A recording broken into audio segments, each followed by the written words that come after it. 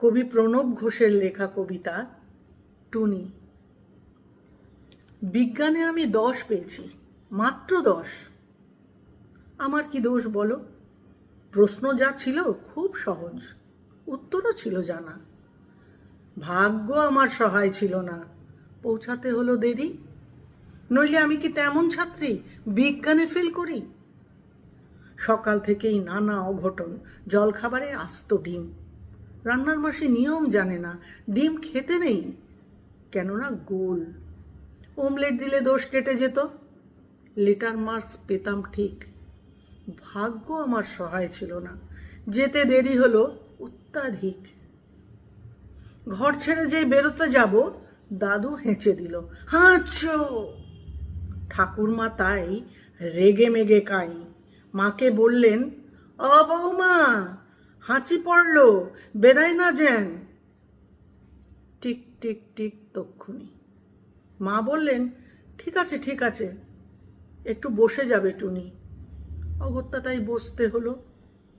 হাঁচির বিপদ যেই না কাটলো চৌকাঠে পা, আবার বাধা পড়ল টুনি, ঘরে বসে যা।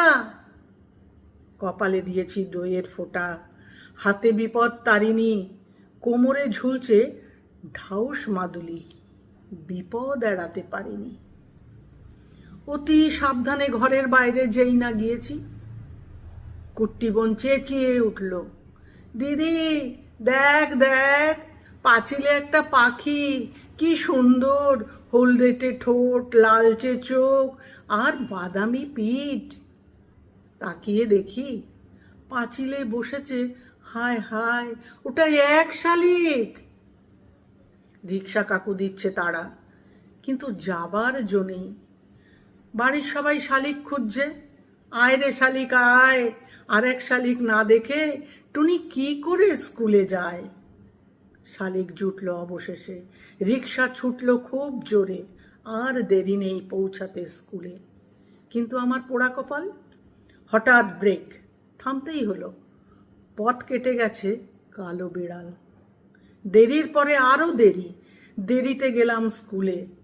সামনেই দেখি কি সর্বনাশ, বিজ্ঞান দিদিমণি। খুলে বললাম, রাগে গজগজ, বসতে দিলেন ঘরে। বিজ্ঞানের ছাত্রী হয়ে তুমি ডুবে আছো সংস্কারে। মুক্তমনা দিদিমণি অনেক বকাঝকার পর প্রশ্নপত্র এগিয়ে দিলেন, খাতা দিলেন। হঠাৎ চেয়ে দেখি পলা নীলা শঙ্খে ভরা দিদিমণির হাতের আঙুলগুলো। বিজ্ঞানে আমি 10 পেয়েছি, মাত্র 10।